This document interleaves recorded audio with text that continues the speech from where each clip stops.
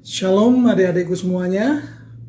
Nama saya Satrio. Saya ingin berbagi tentang dasar-dasar pelayanan. Tapi sebelumnya kita mau berdoa terlebih dahulu untuk sharing kita, renungan kita pada hari ini. Baik, mari kita berdoa. Kami mengucap syukur boleh dikumpulkan walaupun secara online seperti ini, tetapi roh kami disatukan. Kami mau belajar hal yang baik yang Tuhan sudah ajarkan kepada kami. Kami belajar tentang panggilan hidup kami sebagai anak-anak Tuhan, supaya kami melayani. Oleh sebab itu, urapi setiap kami Tuhan, urapi anak-anak-Mu, supaya bisa menangkap isi hati-Mu, dan mereka boleh melayani sesama. Terpujilah nama Tuhan dalam nama Yesus. Amin. Baik, kita mau masuk tentang apa sih dasar-dasar pelayanan. Seperti itu yang ditugaskan kepada Om Satrio untuk disampaikan kepada kalian semua. Jadi sebenarnya simple, kalau kita menyebut diri sebagai orang Kristen atau anak Tuhan, harusnya kita melayani. Karena apa? Kata Kristen atau Kristianos dalam bahasa aslinya itu artinya pengikut atau budaknya Kristus. Jadi Tuhan Yesus itu sebagai pimpinan kita. Makanya apa yang disampaikan oleh pimpinan harus dilakukan. Kalau Tuhan Yesus melakukan sesuatu sebagai anak buah, kita juga harus melakukan. Apa yang menjadi tujuan Tuhan, itu menjadi tujuan kita juga. Makanya hari ini kita belajar tentang dasar-dasar pelayanan. Karena Tuhan Yesus datang untuk melayani, bukan untuk dilayani. Makanya saya ingin sampaikan kepada kalian semua tentang pelayanan. Nah, hari ini buka hati kita supaya kita bisa belajar tentang arti pelayanan dan bagaimana dasar-dasar pelayanan. Kalian pasti tahu, Tuhan Yesus itu ada di dunia untuk melayani. Tuhan Yesus ada di dunia bukan untuk dilayani. Oleh sebab itu, kita juga ada di dunia untuk melayani, bukan untuk dilayani. Apalagi kalian di usia-usia seperti sekarang, 12 tahunan sekitar itu, kalian sudah mulai remaja, kalian sudah mulai dewasa. Kalian juga harus berpikir, keberadaanku di sini untuk melayani orang lain. At least untuk melayani di dalam gereja, melayani sesamamu, melayani teman-temanmu, melayani keluargamu. Karena engkau pengikut Kristus, karena engkau anak-anak Tuhan. Artinya engkau harus melayani seperti Kristus juga melayani. Kan gitu ya. Baik, sekarang kita masuk kepada dasar-dasar pelayanan itu seperti apa sih? Nah, kita belajar dari Yesus. Yesus itu melakukan Yesus itu melayani, itu untuk apa? Dasarnya apa? Karena hanya Yesus sebagai pemilik hidup kita, pemimpin hidup kita, itulah yang layak kita teladani.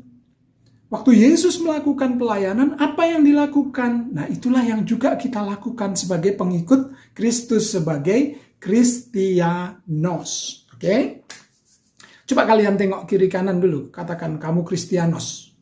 Kamu Kristianos. Kalau ini melalui pertemuan langsung, duduk bareng, ya tengok kiri kanan, katakan, kamu Kristianos. Kamu pengikut Kristus. Tapi kalau ini melalui Zoom, coba di Zoom atau di Google Meet gitu ya. Coba di layarmu kan ada teman-temanmu, katakan kamu Kristianos. Oke. Atau setelah itu kamu katakan pada dirimu, aku Kristianos. Aku pengikut Kristus. Sip. Oke. Mari kita masuk kepada dasar-dasar pelayanan. Apa sih yang dilakukan oleh Tuhan Yesus? Nah, kita harus tahu persis gitu ya. Apa yang Tuhan Yesus lakukan. Coba saya mengajak, Om Satrio mengajak dulu ayatnya di Matius 20 ayat 28. Saya juga belum membuka Alkitab, jadi saya sambil jalan, saya akan membuka Alkitab. Buka Alkitabmu, Matius 20 ayat 28. Nah, ini kan kata-katanya sama tadi. Sama seperti anak manusia datang bukan untuk dilayani, melainkan untuk melayani dan untuk memberikan nyawanya menjadi tebusan bagi banyak orang.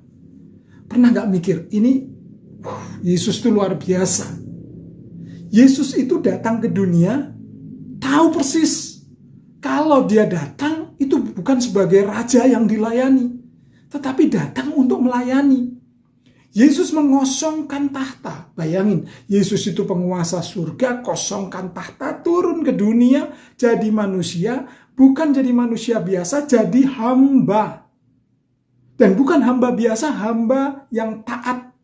Dan bukan hanya taat saja, taat sampai mati.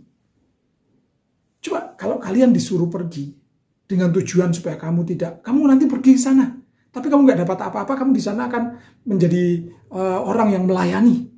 Bahkan kamu harus mati untuk mereka. Kira-kira mau nggak? Orang yang mendapat tugas militer, tugas negara pun, mereka berharap pulang tetap hidup. Walaupun mereka disuruh maju ke medan perang, mereka tahu ini kita akan maju ke medan perang. Resikonya hidup atau mati, tetapi mereka pasti memilih pulang hidup. Tapi ini Yesus, misinya dari surga adalah datang dan mati. Wow. Tapi kenapa Yesus mau? Karena itu adalah perintah Bapaknya. Karena dengan cara itulah manusia kemudian bisa diselamatkan, diperdamaikan lagi dengan surga. Jadi dasar utama Yesus melayani karena perintah. Perintah siapa? Bapa yang mengutus dia. Wow. Yesus nih Tuhan pencipta kita.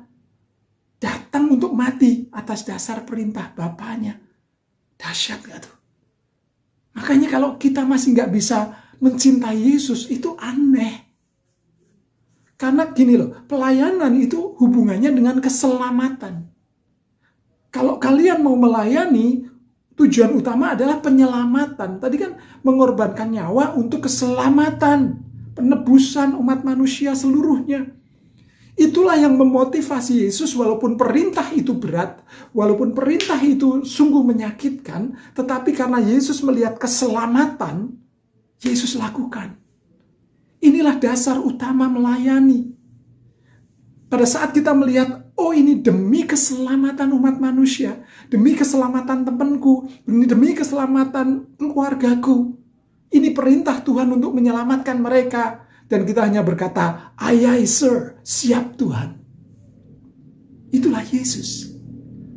Jadi mentalitas pelayan itu bukan orang yang lemah. Itu orang yang tangguh. Orang pilihan seperti kalian. Kalian orang tangguh, bukan orang lemah. Makanya Tuhan pilih menjadi anaknya. Pilih menjadi pengikutnya untuk melakukan apa yang dia lakukan. Bukan kamu yang memilih aku, kata Tuhan, tetapi akulah yang memilih kamu. Engkau orang pilihan, the chosen ones. Orang-orang pilihan yang diminta untuk melakukan apa yang Yesus lakukan. Yesus taat akan perintah Bapa, dan kita taat akan perintah Yesus. Wow. Pelayanan harus didasari dengan semangat seperti ini, keberanian seperti ini, ketangguhan seperti ini. Hanya orang kuat yang melayani. Dan hanya orang lemah yang tidak mau melayani. Dan saya percaya kalian adalah orang-orang yang kuat. Makanya diminta untuk melayani. Coba, Yohanes 20 ayat 21. Coba kita kembali ke ayat firman Tuhan. Om Satrio mau memperlihatkan ayat ini keren sekali ya. Ayat Yohanes 20 ayat 21. Apa kata ayatnya di situ?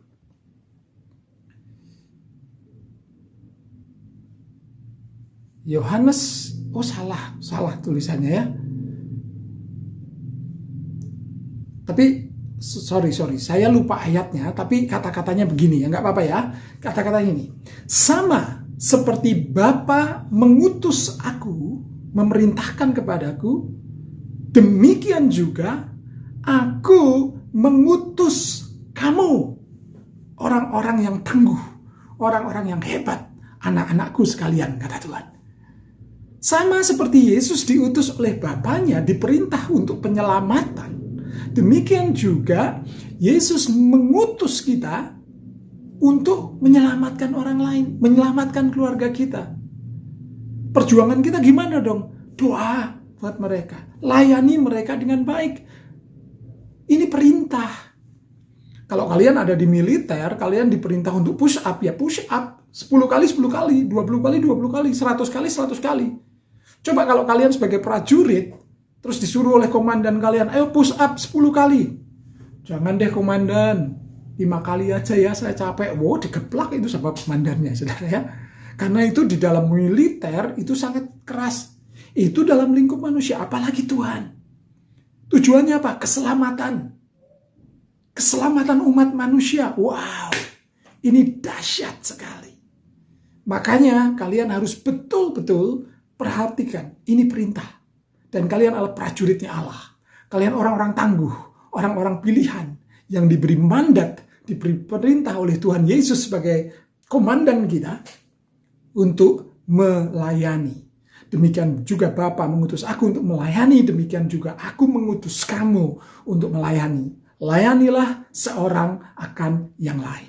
Wow, ini dasar yang pertama ya, perintah Tuhan, perintah Yesus. Dasar yang kedua adalah begini, kalau orang diperintah lalu melaksanakan tugas, nah sekarang tinggal bagaimana respon orang itu. Apakah dia melakukan dengan terpaksa ataukah dia melakukan dengan sukarela? Nah, sebagai anak Tuhan kalian harus melakukannya dengan sukarela. Kalau terpaksa nggak ada upah, nggak ada apa-apanya lah. Kalian kalau mau pelayanan, sukarela. Dengan kesungguhan hati. Nah, supaya sukarela apa dasarnya? Yang kedua. Kalau yang pertama perintah, yang kedua adalah cinta. Yesus mau mati, tinggalkan tahta dan kemudian mati di dunia ini karena cinta. Cintanya kepada Bapa dan cintanya kepada manusia yang dilayani. Demikian juga kalian harus dasarnya juga kedua, cinta. Cinta kepada Tuhan Yesus yang sudah menyelamatkan kita sehingga kita mengucapkan syukur dan ungkapan cinta kita kepada Tuhan Yesus dengan melayani orang lain yang juga kita cintai. Mereka kita cintai. Bukan hanya orang yang dekat dengan kita, orang yang sepakat dengan kita, orang yang kita kenal, yang baik sama kita. Bukan. Tapi semua orang, bahkan yang nyebelin, orang yang bikin kita jengkel, orang yang bikin kita marah, itu pun wajib dicintai. Perhatikan, siapa yang menyalibkan Yesus? Orang-orang yang membenci Yesus. Tapi buat apa Yesus mati di kayu salib? Buat siapa? Juga buat mereka.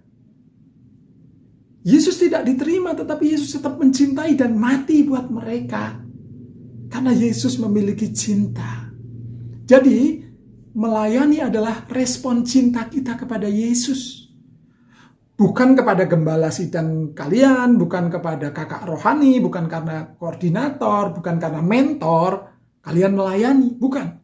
Tapi perhatikan dulu, renungkan dulu. Apakah kalian melayani karena apa? Bukan untuk mencari muka kepada mereka semua, tetapi untuk mencintai Yesus dan mencintai sesama.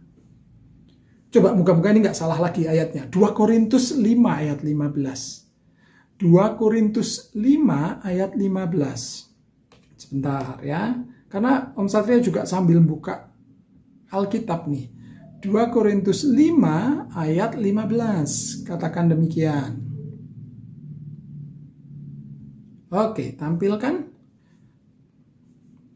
Dan Kristus telah mati untuk semua orang. Gak peduli orang yang membenci dia atau mencintai dia loh ya. Tapi Yesus cinta kepada mereka semua. No matter what, apapun yang terjadi. Semua orang. Supaya mereka yang hidup tidak lagi hidup untuk dirinya sendiri. Tetapi untuk dia yang telah mati dan telah dibangkitkan untuk mereka. Perhatikan. Artinya berarti cinta Yesus itu untuk semua orang. Supaya apa? Yesus ingin supaya orang yang untuknya Yesus mati, orang yang menerima anugerah pengorbanannya, dia tidak lagi hidup untuk diri sendiri. Tetapi hidup untuk Yesus. Artinya apa yang Yesus menyatakan cinta kepada kita sehingga kita diselamatkan, kita tidak lagi hidup untuk diri sendiri, tetapi untuk mencintai Yesus. Nah, ini yang penting kita ketahui, teman-teman, adik-adikku semua. Bahwa pelayanan itu adalah bentuk cinta. Sebab gini loh. Gini. Di dalam pelayanan kalian nanti, kenapa Om Satrio ngasih dasar cinta ini penting sekali? Karena ini betul-betul menjadi dasar yang sangat kuat untuk kita tetap setia dalam pelayanan. Kenapa? Nanti kalau kalian sudah betul-betul masuk dalam pelayanan, kalian akan mengalami masa-masa jenuh, masa-masa kecewa, masa-masa nggak lagian bosan gitu ya. Nah, teman-teman, adik-adikku, cek pelayananmu. Apakah itu jadi beban dalam hidupmu? Jika iya, nanti satu kali kamu akan menemukan lagi kondisi seperti itu, istirahatlah. Ambil jeda, ambil sela. Kemudian renungkan lagi fokus pelayananmu. Apakah itu masih kau dasari dengan cinta atau kemudian sudah beralih menjadi sekedar tugas atau tanggung jawab kepada gembala sidang, kepada gereja, kepada orang lain. Jangan sampai cintamu itu berubah menjadi sebuah beban. Ekspektasi orang kepada kita, nanti kalau orang kita sudah melayani, ekspektasi orang kepada kita sebagai hamba Tuhan ini, itu banyak teman-teman, banyak adik-adikku, banyak. Ekspektasinya macam-macam.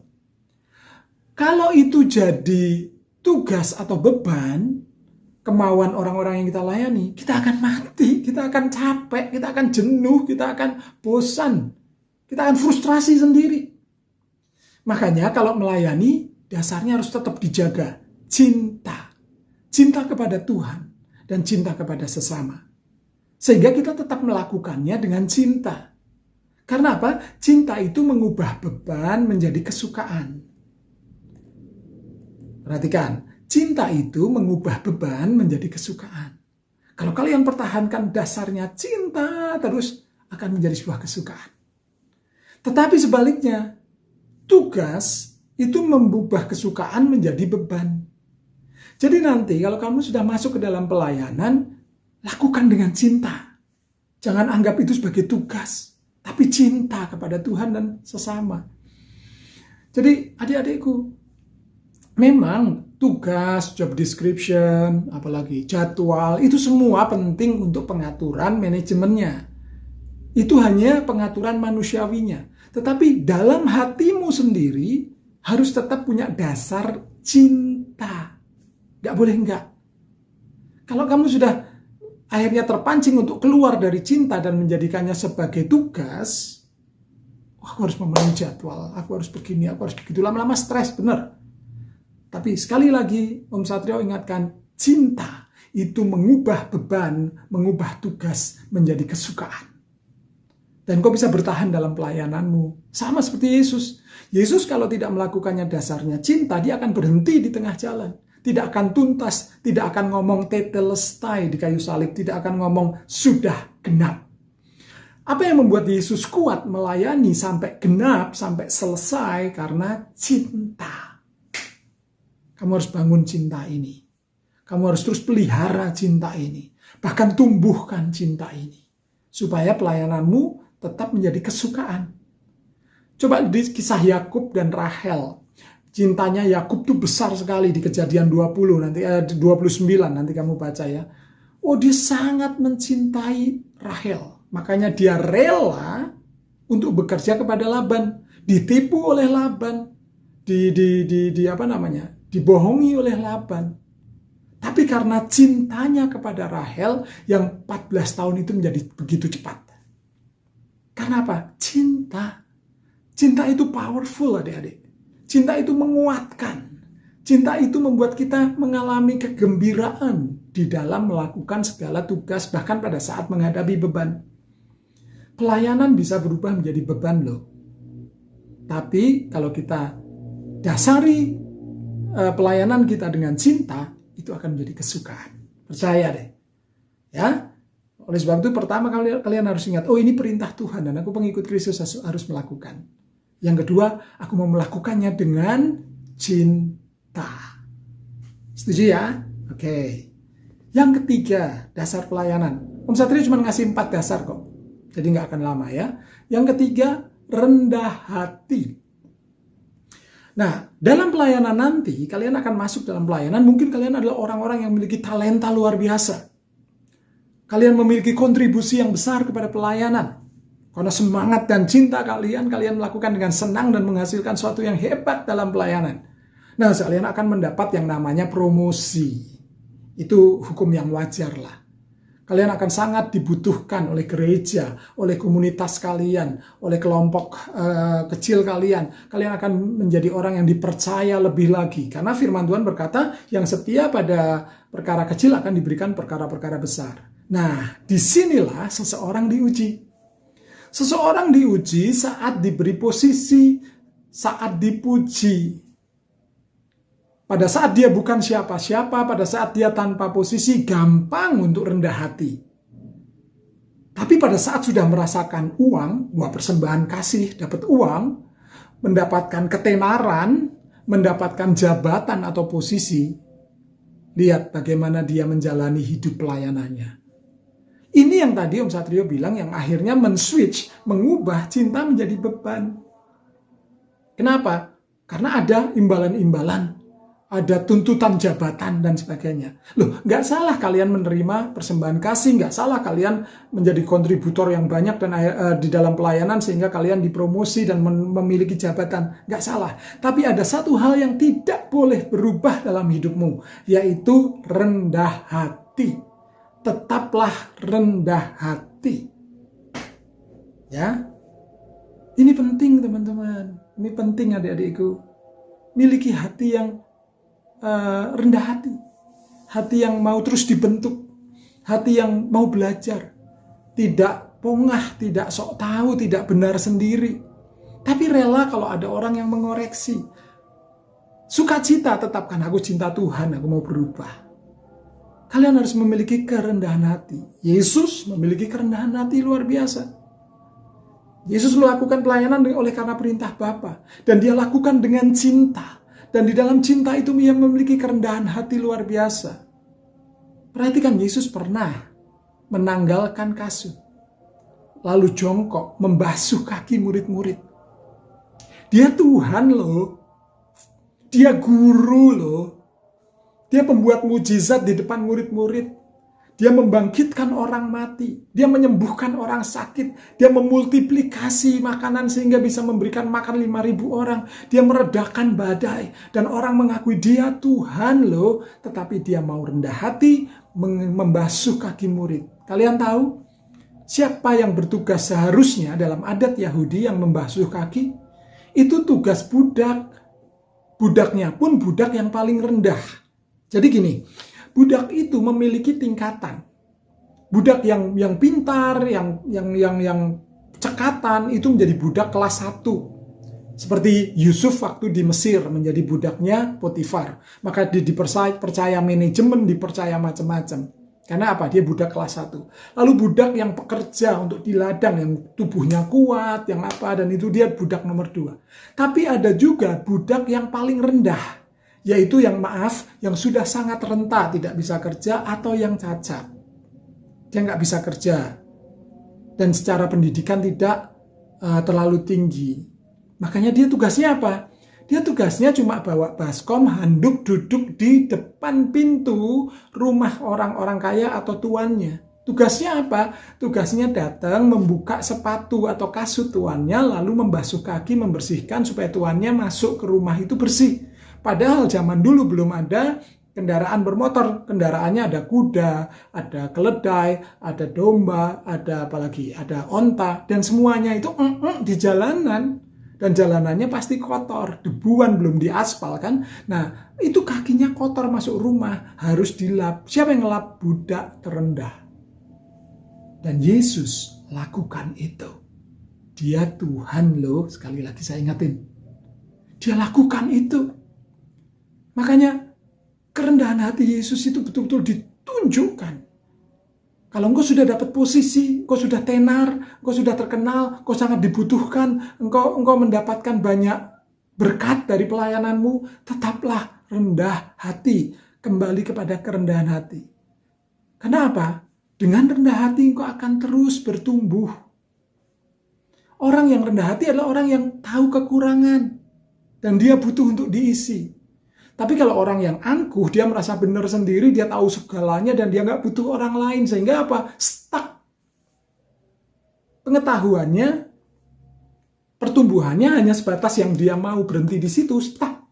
Karena dia merasa paling hebat sendiri di antara teman-teman pelayanan lainnya.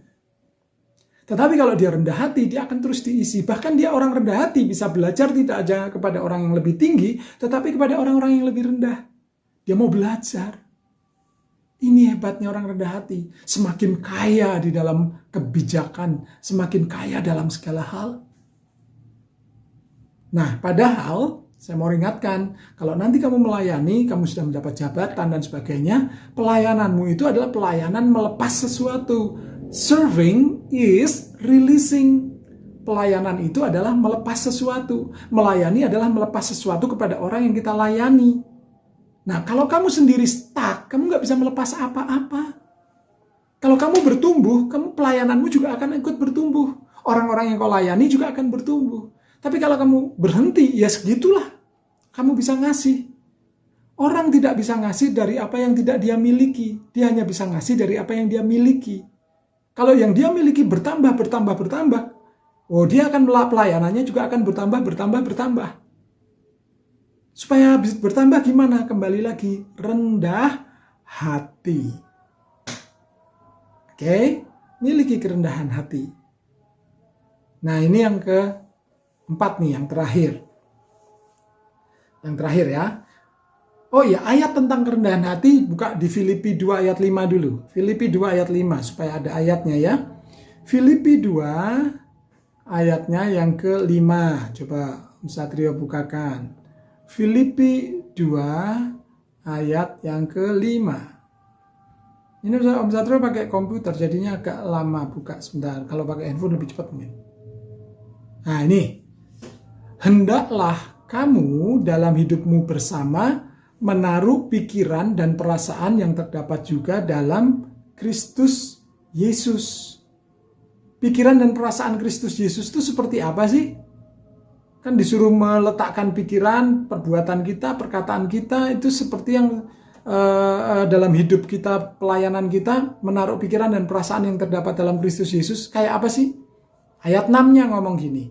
Yang walaupun dalam rupa Allah, walaupun dia Tuhan, tidak menganggap kesetaraan dengan Allah itu sebagai milik yang harus dipertahankan. Nggak sombong, walaupun dia, Yesus sudah di top of the top. Allah. Dia nggak sombong. Apalagi kita baru dapat jabatan. Jangan sombong, itu baru nggak ada ujung kukunya dibanding Yesus. Nggak boleh sombong. Jangan menganggap itu sebagai sesuatu yang harus kita pertahankan. Ayat 7. Melainkan telah mengosongkan dirinya sendiri dan mengambil rupa seorang hamba dan menjadi sama dengan manusia. Dan dalam keadaan sebagai manusia, ia telah merendahkan dirinya dan taat sampai mati, bahkan mati di kayu salib. Wow, ini Yesus mengajari tentang kerendahan hati. Terus apa dong dapatnya kerendahan hati? Ayat 9, itulah sebabnya Allah sangat meninggikan dia dan mengaruniakan kepadanya nama di atas segala nama. Supaya dalam nama Yesus bertekuk lutut segala apa yang ada di langit dan yang ada di bumi dan ada yang di bawah bumi dan yang ada di bawah bumi, segala lidah mengaku Yesus Kristus adalah Tuhan bagi kemuliaan Allah Bapa. Perhatikan, kerendahan hati memunculkan kuasa. Jangan pernah ngomong orang rendah hati itu orang yang lemah, salah. Orang rendah hati orang yang tangguh. Kalian orang-orang tangguh, kalian orang yang penuh kuasa, rendah hatilah. Karena kerendahan hati memunculkan kuasa. Kuasa siapa? Kuasa yang dari Tuhan, bukan dari kita. Wah, kau akan jadi orang yang dahsyat sekali kalau kau melayani dengan kuasa Tuhan. Kau melayani dengan kuasa, dengan tanda-tanda ajaib, dengan hikmat ilahi, dengan pujian penyembahanmu. Misalnya kau di bidang musik, pujian penyembahanmu mengurapi banyak orang. memberkati banyak orang. Kalau engkau khotbah-khotbahmu akan sangat mengubah kehidupan orang. Kalau engkau melayani dalam hal diakonia, mereka akan sangat merasakan kehadiran Tuhan melalui hidupmu. Banyak hal. Artinya pelayananmu akan sangat berkuasa. Kuncinya rendah hati dalam melayani. Oke? Yang keempat, terakhir. Jadilah orang yang terus belajar. Jadi, teruslah belajar. Tadi, karena engkau rendah hati, engkau akan terus belajar. Engkau akan merasa dirimu selalu, aku butuh sesuatu untuk aku bertumbuh. Aku butuh orang lain untuk membantuku bertumbuh. Oleh sebab itu, pelayanan gak bisa sendirian. Pelayanan gak bisa dilakukan sendirian. Kalian harus ada di dalam sebuah komunitas. Minimal kalian ada di dalam gereja lokal. Disitulah kalian bertumbuh. Disitulah kalian belajar. Disitulah kalian akan menemukan konflik. Tapi itulah tempat yang aman untuk bertumbuh. Karena di situ kau memiliki kakak rohani, kau memiliki pendeta, kau memiliki gembala sidang yang akan terus menjadi bapak dan tudungmu. Untuk kau terus bertumbuh. Jangan berpikir, loh kan kita harus membawa dampak keluar. Iya. Tapi engkau harus bertumbuh kuat di dalam gereja lokal supaya engkau bisa membawa dampak yang kuat di dalam dunia. Gereja lokal itu keluargamu.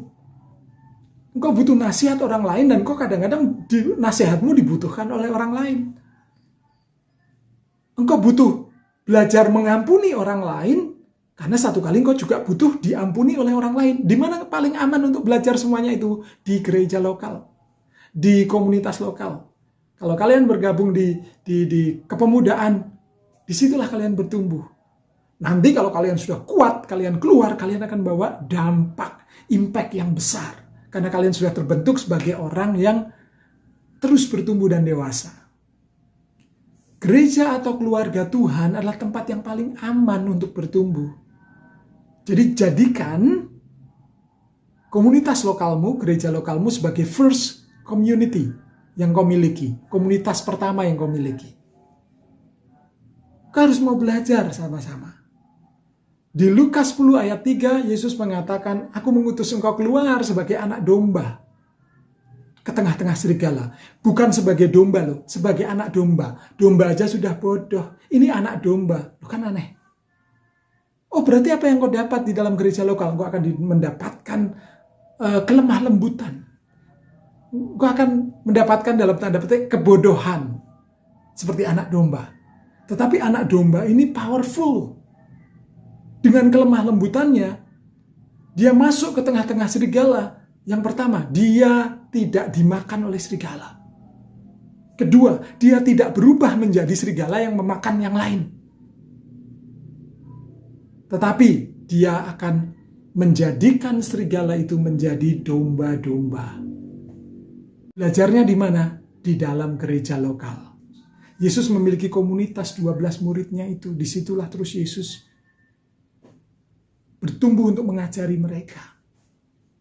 Yesus ada yang memproteksi juga murid-murid. Tapi Yesus juga memproteksi mereka. Yesus belajar ada konflik di antara murid-murid. Ngadepin Yudas yang pengkhianat. Ngadepin Yakobus dan Yohanes yang ambisi untuk duduk di tahtanya, kiri kanannya.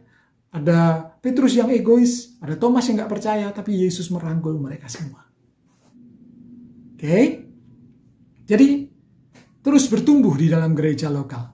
Memiliki teman, memiliki mentor, memiliki kakak rohani, memiliki tudung rohani, supaya engkau terus bertumbuh. Itulah dasar-dasar pelayanan yang ingin Om Satrio bagikan. Yang pertama tadi apa?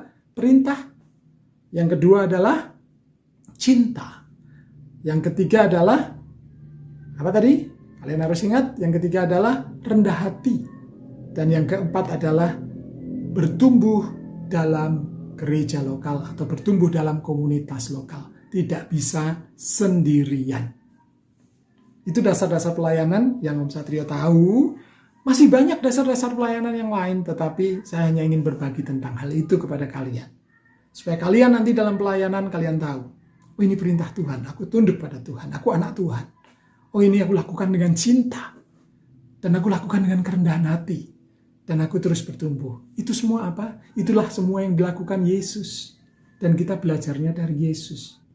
Itulah dasar pelayanan yang kita pelajari dari Yesus, karena kita adalah murid-murid Yesus. Yuk berdoa yuk. Tuhan, kami mengucap syukur untuk sesi kami untuk belajar tentang dasar pelayanan. Biarlah boleh ditangkap oleh anak-anak-Mu dan boleh menjadikan dasar bagi mereka untuk melayani ke depan. Mereka adalah anak-anak-Mu yang tangguh, anak-anak pilihan-Mu, sehingga mereka akan mencontoh Engkau ya Yesus dalam melayani. Terima kasih untuk keteladanan-Mu yang luar biasa. Terima kasih untuk keteladanan Engkau taat pada perintah, Engkau cinta kepada yang dilayani, Engkau rendah hati, dan Engkau terus mau ada di dalam sebuah kelompok untuk bertumbuh bersama-sama.